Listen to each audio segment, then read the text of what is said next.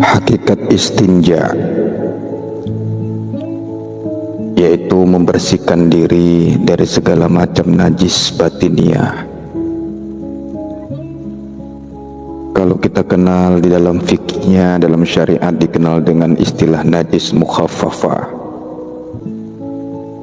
najis mutawassithah, dan mughalladhah. Dan begitu pula sebenarnya hakikatnya yang harus dibersihkan ialah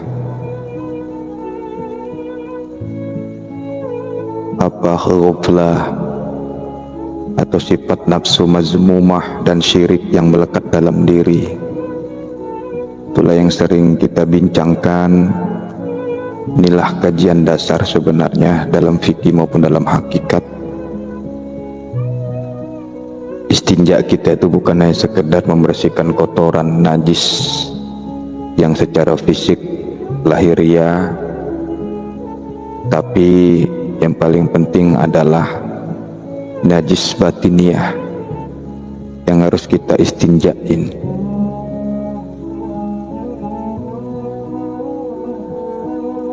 Teman-teman sekalian, dalam pelajaran Islam itu yang paling dasar adalah masalah toharoh. Awal-awal dulu, awal-awal pelajaran fikih. Namun selain kita pelajari mengetahui tentang syariatnya, fikihnya, bukan hanya kita mengurus secara johir, tapi batiniah kita juga. Jadi inti dari toharo itu artinya bersuci. Mungkin kata toharo ini dulu waktu kita ngaji madrasah atau waktu kita ngaji di surau, ini dasarnya. Jadi inti dari toharo itu ialah bersih lahir batin. Tidak cukup bersih secara lahiriah dan tidak akan sempurna sekedar bersih batinnya saja. Lahir batin itu juga harus bersih. Karena kita masih berjasad, ya jasad juga harus dibersihkan, apalagi batinnya. Lahiriahnya wajib dibersihkan, batinnya juga wajib. Ya, lahir batin kita bersihkan. Karena pengabdian kita menyembah, ibadah kita kepada Allah, ya Pak. Pengabdian kita kepada Allah itu tidak hanya dipandang secara lahiriah. Jadi yang harus kita pentingkan dan jangan sampai kita mengabaikannya adalah bagaimana kita menistinjai batinnya. Sikap supaya sikap batin kita itu baik, jernih.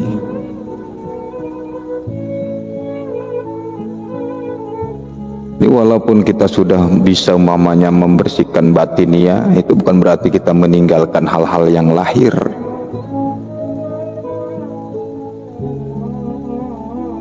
Karena dua-dua itu harus berjalan. Syariatnya ya hakikatnya, lahirnya ya batinianya. Maka sering kita kalamkan, ya kalau kita maaf hanya mementingkan istinja kita, atau bahasa Indonesianya kalau umumnya cebok ya, kalau kurang paham, ketika kita buang atau kena najis, buang air, buang hajat, buang air kecil atau buang air besar, kalau hanya sekedar lahirnya saja tapi kita tidak peduli dengan batiniah kita istinjai, ya hati kita tuh terus kotor dan kita tidak akan bisa, akan sulit, tambah sulit untuk mencapai bagaimana mengenal diri kita, mengenal Tuhan, mengenal Allah.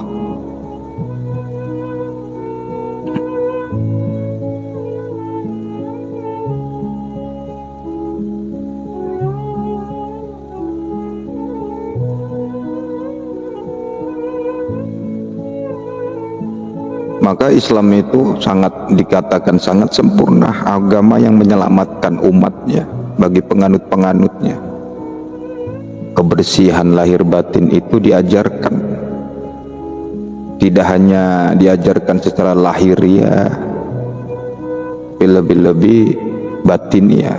Makanya takwa, yang namanya juga takwa itu, kita diperintahkan untuk supaya bertakwa kepada Allah, bukan hanya takwa secara lahiriah, tapi ya takwa batin. Bukan hanya pakaian jubah lahir, tapi batinnya juga harus digamisin, dijubahin, diimamain.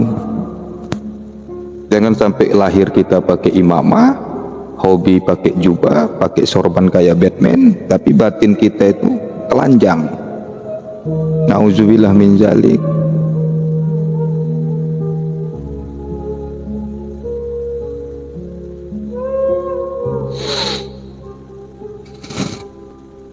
Maka harus kita benar-benar pahami, belajar secara pelan-pelan. Kalau kita nggak mementingkan batinnya, istinja lahir saja, jadi mulut kita nanti nggak bisa kita jaga, selalu keluar-keluaran hal-hal yang kotor nanti. Nggak bisa kita jaga untuk mencaci maki orang lain. Itu penandaan istinja kita secara batiniah kurang sempurna. Makanya pelan-pelan, selain lahir, batin juga harus kita peduliin. Karena mengabdi kepada Allah itu tadi, kita ulangi, tidak hanya lahir saja, tapi juga batiniah. Kita persembahkan buat Allah, Tuhan kita.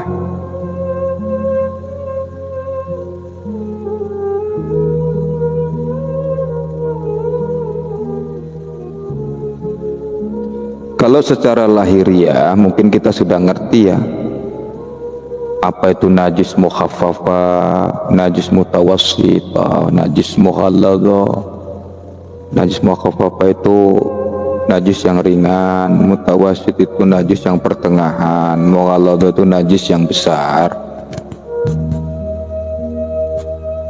Tapi di sini kita tidak akan membahas terlalu jauh ya, atau mendalami di zona atau wilayah tentang lahiriahnya. Tapi yang penting yang mau kita fokuskan adalah di wijona batiniahnya. Apa najis mukhaffafah secara hakikat itu? Lupa. Jadi ketika kita selalu lupa, itu najis mukhaffafah, najis ringan. Najis ringan.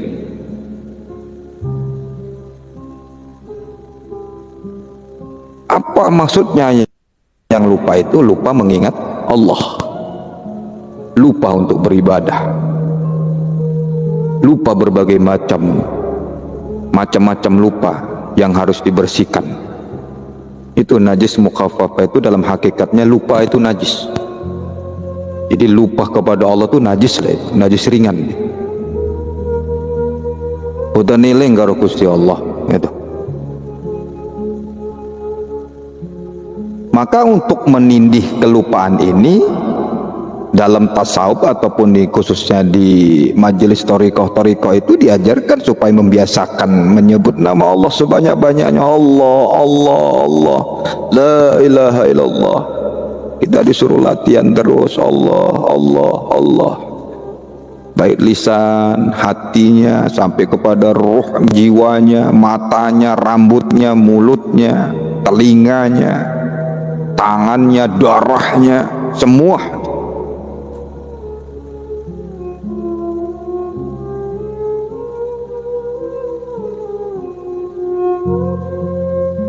Itu ya najis mukhaffafah. Najis ringan itu dalam zona hakikatnya adalah lupa. Itu ada lagunya itu, lupa itu. Lupa, lupa, lupa, lupa, lupa. Lupa kepada Allah.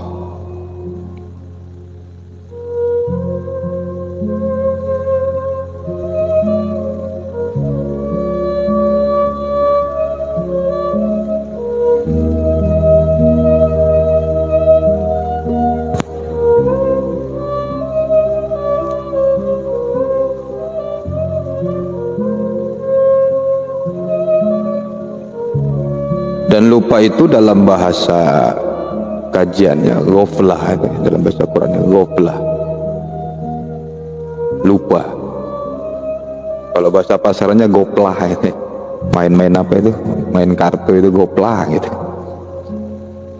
goplah, main kartu domino. Kemudian ada namanya najis pertengahan, mutawasit. Mutawasit. Apa mutawasit itu dalam hakikatnya?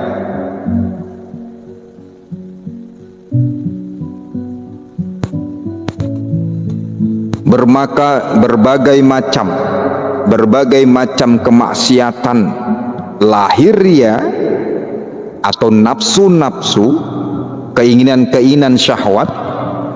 Syahwat ini dunia, syahwat secara biologis yang ada pada diri kita, di mana kita harus memerangi, membunuh dan mengendalikannya.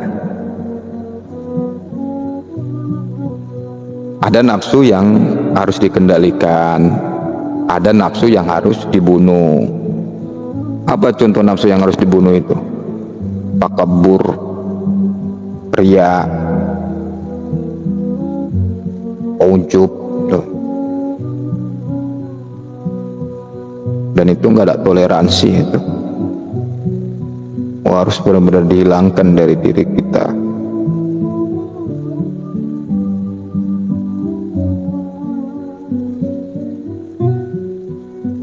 Kalau yang harus dikendalikan apa? Makan jangan berlebihan, minum jangan berlebihan, tidur jangan berlebihan.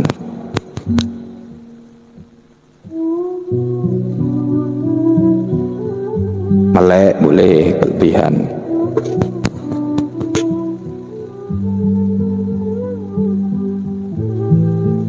Tidur cukup 2 jam aja cukup itu ya. Jadi jangan berlebihan kalau tidur, apalagi malam itu, apalagi sekarang di banyak-banyak. Biasanya kalau bencana itu malam tuh datang, dihadirkan Allah. Makanya jangan tidur tuh malam, cukup setengah jam ngeletak bentar, apalagi subuh tidur.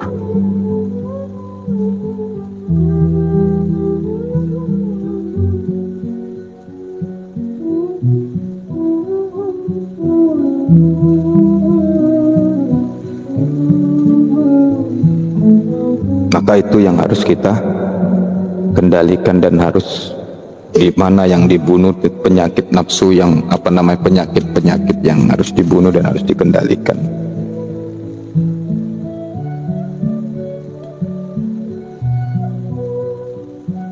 Amarah, lawamah, tawalat yang harus disucikan, yang harus ditoharoin itu.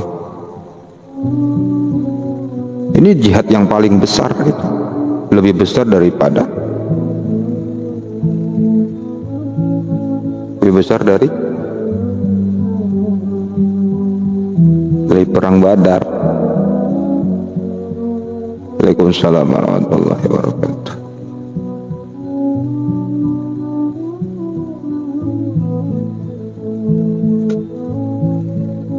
Itu memerangi hawa nafsu.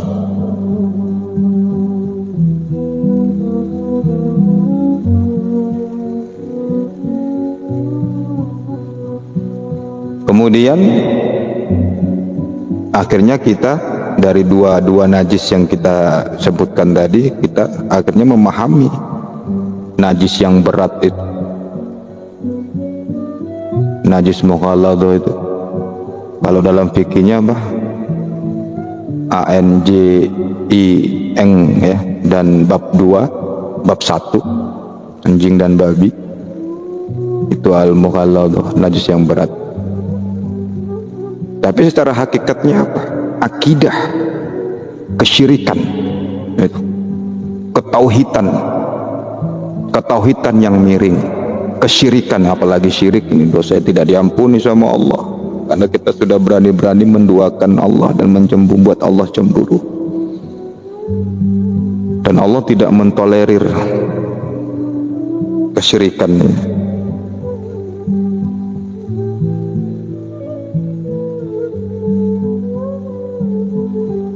Syirik ini harus direvolusi akidah. Dan jangan merasa kita terlepas dari kesyirikan ini. Maka kita diajarkan harus belajar tentang tauhid yang benar dalam tasawuf. Jadi kalau kita ada orang teman-teman kita yang nerangkan tentang tasawuf, jangan diperkecil gerakannya, didukung. Sama-sama kita belajar di sini. Itu tadi kita nggak cukup dengan syariat saja. Tasawuf itu untuk menegakkan bagaimana kita mengetahui, bagaimana kita terlepas dari kesyirikan itu, meluruskan tauhid. Untuk masuk ke dalam qul huwallahu ahad. Itu supaya bisa masuk ke dalam la ilaha illallah. Bagaimana kalau nggak ada ilmu tasawuf itu al-hikam, belajar ilmu ma'rifat ya, belajar ilmu hakikat ketasawufan ya khususnya. Bagaimana kita bisa mengetahui tentang itu? Kita belajar itu, masuk di dalam majelis yang demikian itu untuk lepas dari bagaimana kita supaya tidak syirik. Nanti kita zikir, kita buka zikir yang macam begini dibilang sesat. Aliran apa lagi nih gitu? Tantangan ya, tantangan biasa.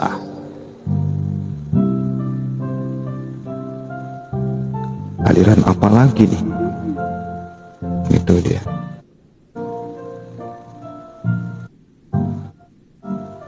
Orang yang korupsi dia nggak ribut. Orang yang zikir diributin, aneh. Orang yang makan uang rakyat tuh diem aja, didiemin. Orang yang zikir untuk meluruskan, menyelamatkan kita malah diributin. Tapi itulah bagian ujian untuk menguatkan hati dan batin kita untuk mencapai menuju pada Allah.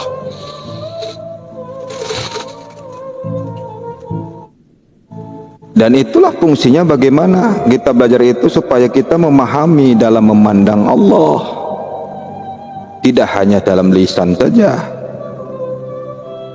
Bagaimana kita memandang Allahus Samad, Allahu Ahad itu. Bagaimana kita benar-benar dalam asyhadu alla ilaha illallah wa asyhadu anna Muhammadar Rasulullah. Tasawuf itulah yang mempelajarinya.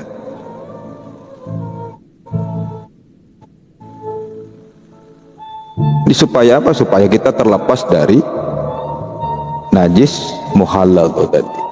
Najis yang berat. Maka itu tadi dalam membersihkan najis mukhalladhah itu dalam diri kita sangat penting mengkaji ilmu tauhid, ilmu hakikat supaya sampai kepada merevolusi akidah. Revolusi akidah, meluruskan akidah. Apa yang dibawa oleh, yang diajarkan oleh Rasulullah Sallallahu Alaihi Wasallam. Ya, itu istinja. Jadi kita terangkan ini supaya kita tidak hanya peduli dengan istinja secara lahiriah saja. Oke, kita sudah sempurna istinja ketika kita buang air besar, sempurna istinja kita, bersih kotoran itu, najis itu. Tapi jangan lupa kita juga pelan-pelan belajar untuk bagaimana kita pedulikan istinja batiniyah itu. Tidak hanya menghilangkan najis ringan secara lahir, najis pertengahan secara lahir, najis berat secara lahiriah, namun juga ketiga najis itu secara batiniyah juga kita harus pelan-pelan mempelajarinya dan berusaha untuk tidak hanya mempelajari, tapi berusaha bagaimana kita mempraktekkannya dan bersihkan secara perlahan-lahan. Karena memang kalau cerita tentang batiniah ini tidak gampang, tidak mudah. Apa fungsinya? Fungsinya supaya kita, kalau dalam menuju, apalagi orang-orang teman-teman kita yang berjalan, kita yang di thariqah, yang menuju Allah, yang ingin mengenal Allah, mengenal diri, maka sebelum kita mengenal Allah, kenali diri kita. Bagaimana kenal diri kita? Itu tadi, bersihkan itu, istinjanya, wuduknya, mandi junubnya, Nanti ada, makanya selain istinja secara batinnya ada, junub mandi wajib secara batinnya pun ada, wudhu secara batinnya ada. Itu nggak bisa dilepas. Wudhu secara hakikat kita sempurna, iya. Wudhu secara lahiriah udah lengkap, 6 rukun wudhu itu udah kita lengkapin, sak sunah sembari sunahnya ya. Tapi jangan lupa secara hakikat wudhu batinnya kita juga, hati kita juga, kita belajar untuk bagaimana mempraktekkan kita wudhuin hati kita itu pelan-pelan ya. Wallahu a'lam bishawab. Mudah-mudahan walaupun sesingkat ini bermanfaat, khususnya bagi saya pribadi sebagai pertambahan pelajaran. Jadi tidak hanya kita tadi dapat zikir saja, hikmah dari zikir, namun ilmu Allah ya, ilmu Allah yang bisa kita, begitu kita turun lab ini, bisa kita bawa gitu, kita bawa untuk kita praktekkan, jadi ada oleh-olehnya ya. Wallahu a'lam bishawab. Jadi sebenarnya begini, kenapa kita harus mengetahui pelajaran istinja secara batiniah khususnya, atau wudu secara batin, hakikat, mandi junub, mandi wajib akan datang insyaallah, kita pelan-pelan kita kaji. Sebenarnya semua konsepnya sama sih, untuk menghilangkan itu semua dalam batin kita, supaya kita penyadaran. Fungsinya itu penyadaran apa? Bahwa begitu kotornya kita, supaya kita tuh terus fokus kepada diri kita aja, melihat diri kita yang kotor, yang banyak najisnya, najis mukhafaf, najis mutawasid, najis mukhallal pokoknya. Jadi nggak sempat lagi melihat kotoran orang lain. Ya kadang-kadang boleh sempat melihat kotoran orang lain hanya untuk memberitahu, menginformasikan kepada orang lain bahwa itu loh, di matamu tuh ada kotoran gitu. Selama orang yang diberitahu tuh mau dikasih tahu, kalau enggak udah mengklaim merasa bahwa kita yang paling benar. Fungsinya itu mengklaim, memponis bahwa diri kita itu yang paling hebat, paling bersih sendiri, paling suci, sehingga orang lain salah. Orang lain tuh nggak ada apa-apanya itu. Zikir itu harus kenal kepada Allah misalnya itu. Jadi dia kalau nggak kenal percuma ibadah, merasa benar ibadahnya selama ini, merasa benar, karena sama Allah tuh nggak ada yang percuma. Kalau kita belum kenal Allah, ya belajar sambil kita terus ibadah. Selawatnya umpamanya masih tentang urusan perut, silakan, tidak apa-apa, tapi pelan-pelan merubah mindsetnya, niatnya, tujuannya. Jangan suka dia antem kromo langsung, nggak bisa juga. Ibadah kalau nggak kusuk percuma. Jadi nggak sholat nunggu kusuk, nggak sholat kapan kusuknya? Ya kita terus sholat, terus zikir itu untuk terus mengundang nur Allah, rahmat Allah, anugerah Allah supaya masuk ke dalam hati kita, membersihkan najis-najis, hadas-hadas besar, hadas kecil dalam diri kita ini, supaya kita nggak lagi melihat, nggak sibuklah melihat salahnya orang lain, merendahkan orang lain, nggak ngiler lah gitu. Jangan sampai, supaya kita nggak ngiler dengan penyakit orang lain itu. Ngurus penyakit kita aja, diri kita sendiri masih ribet gitu. Bagus ngurusi kita sendiri. Di rumah kita kan ada cermin, setiap mandi kita harus lihat cermin. Di cermin itu ada diri kita, coba lihat itu.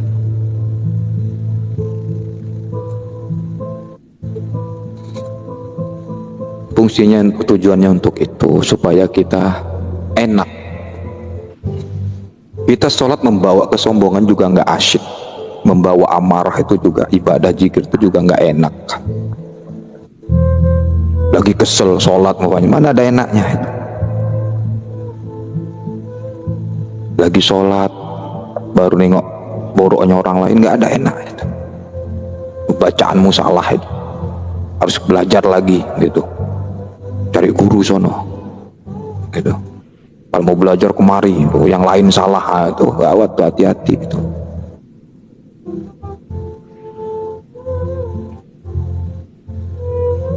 Ya, pelan-pelan kita. Lagi pula pun untuk apa kita melihat salah, menganggap diri kita paling benar tuh nggak ada juga enaknya. Makin tambah sakit, tambah mumet, tambah buang-buang energi. Gitu, Masya Allah. Semoga Allah selalu membimbing hati kita ya, menjaga diri kita, diluruskannya jalan kita, selalu dibuka hati kita, terus selalu merasakan bahwa Allah itu selalu mengawasin kita. Allah lebih dekat daripada urat leher kita sendiri.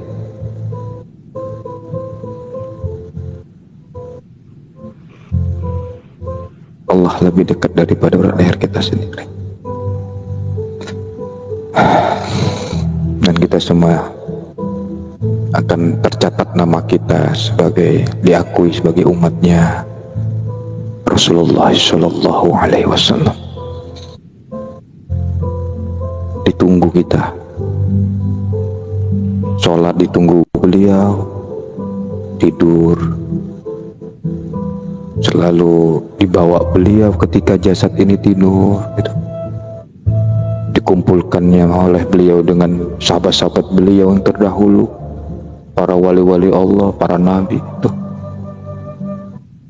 Dibawa beliau ke langit ini, alam Allah yang ini gitu. Kadang dibawa ke Mekah, ke masjid beliau di Masjid Nabawi itu. Kita merindukan itu.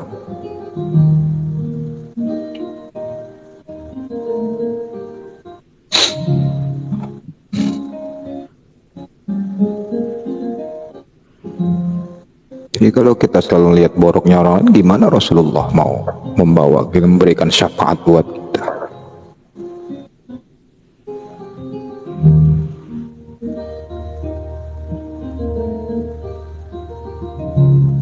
Jadi masih jauh, masih banyak yang harus kita beresin diri kita ini masing-masing. Masih banyak yang harus kita beresin diri kita ini.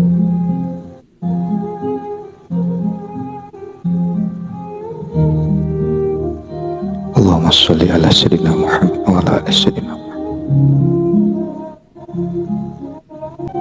Yang penting dijaga hati kita, diri kita itu jangan sampai ada merasa paling, karena kita ini masih manusia untuk menjadi manungso, dan kita tidak bisa terlepas dari intayan kesalahan, intayan dari godaan-godaan iblis.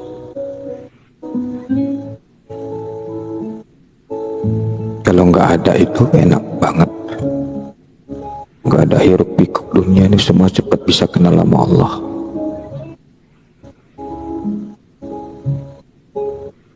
Kita hanya terus istiqomah, ikhtiar, berusaha semaksimal mungkin untuk bagaimana melakukan hal yang baik, merubah yang jelek menjadi baik. Belajar baik, tapi jangan ngaku baik, jangan ngaku paling baik. Belajar benar, bukan mengaku untuk merasa paling benar.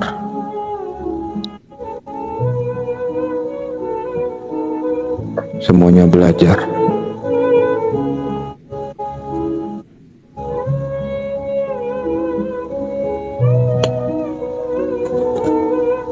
Coba deh belajar tutup mata kita malam ini.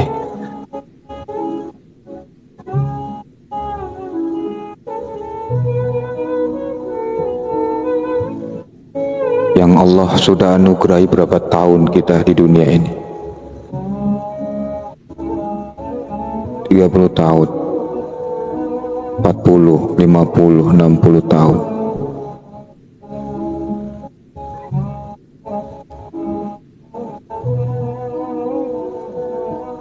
banyak kita itu melihat salah kita sendiri atau lebih banyak kita melihat salahnya orang lain, mengklaim orang lain bahwa itu selalu salah?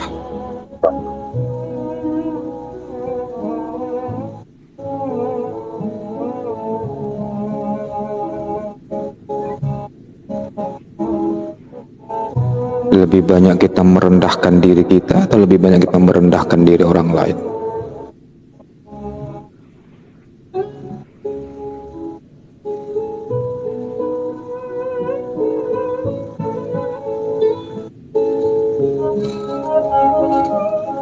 Jadi kalau kita udah kelihatan di situ, tarik nafas dari hidung, simpen di perut. Allah,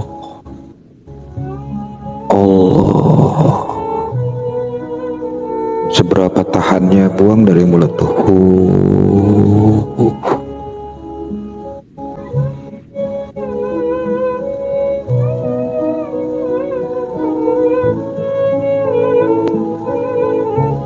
Siapa sih manusia yang gak punya salah sih?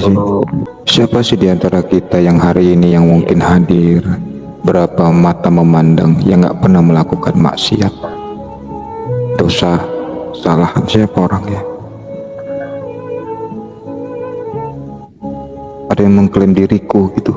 Ada nggak? Ada berani kita?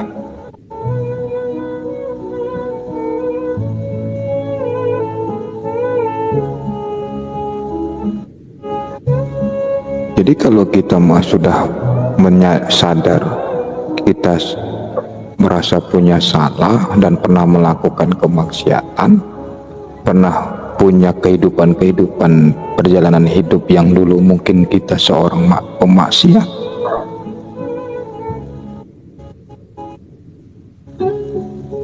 jangan menghujat orang yang selalu berbuat maksiat hari ini.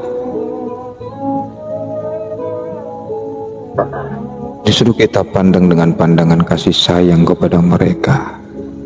Kita ajak dengan ajakan kasih sayang. Karena sayangku kepadamu karena Allah. Kita sama-sama belajar yuk, gitu.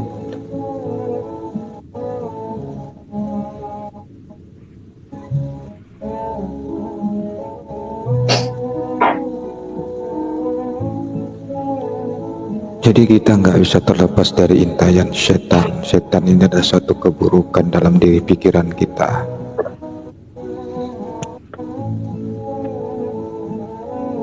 Kalau kita sudah sadar, tetap kita biasakan yuk, belajar biasakan hati kita. Allah, lisan kita selalu memberikan salam kepada Rasulullah. Assalamualaikum ya Sayyidi ya Rasulullah.